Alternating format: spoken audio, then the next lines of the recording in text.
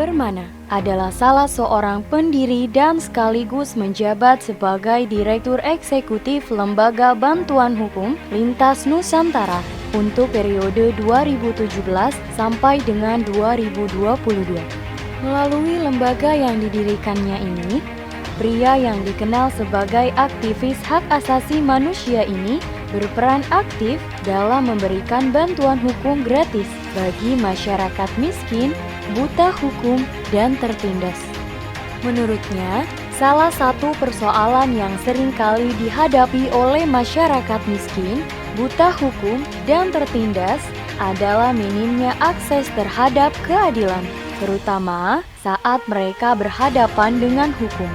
Akses keadilan itu salah satunya berupa pendampingan hukum profesional dari advokat maupun paralegal.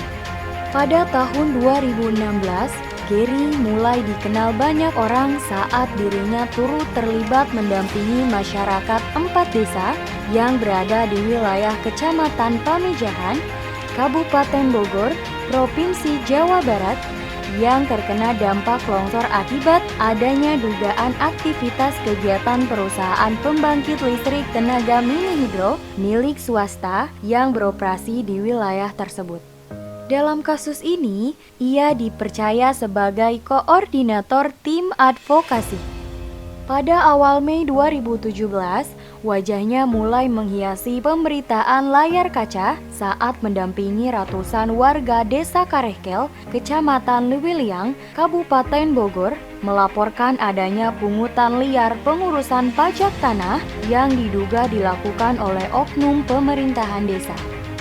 Di pertengahan Juni 2017, Gary kembali tampil di layar kaca saat menyikapi kasus hukum yang menimpa salah satu konglomerat tanah air. Dalam kasus ini, ia menduga bahwa Jaksa Agung telah mengangkangi kewenangan kepolisian.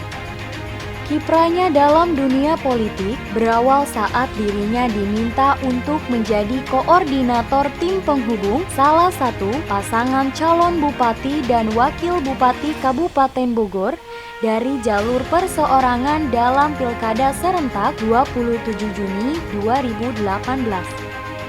Ketika itu, ia dipercaya penuh untuk mengurus berbagai persyaratan pencalonan, mulai dari penyerahan syarat dukungan EKTP ke KPU, perbaikan, menyusun, dan melaporkan LHKPN kompetitornya ke Komisi Pemberantasan Korupsi, menyusun dan melaporkan laporan awal dana kampanye, laporan penerimaan sumbangan dana kampanye, serta laporan penerimaan dan pengeluaran dana kampanye. Tak hanya itu, ia juga turut mengawal langsung proses verifikasi administrasi dan faktual, kampanye, debat terbuka antar pasangan calon, pelaksanaan pemungutan suara, penghitungan peroleh suara di TPS, hingga rapat pleno di tingkat PPS, PPK, maupun KPU. Saat membantu dan mendampingi kompetitornya dalam bursa Pilkada 2018, ia terbilang sangat konsisten, bahkan salah satu orang yang paling berani untuk berargumentasi dengan penyelenggara pemilu maupun Bawaslu di berbagai kesempatan. Dari situlah dirinya dijuluki sebagai single fighter.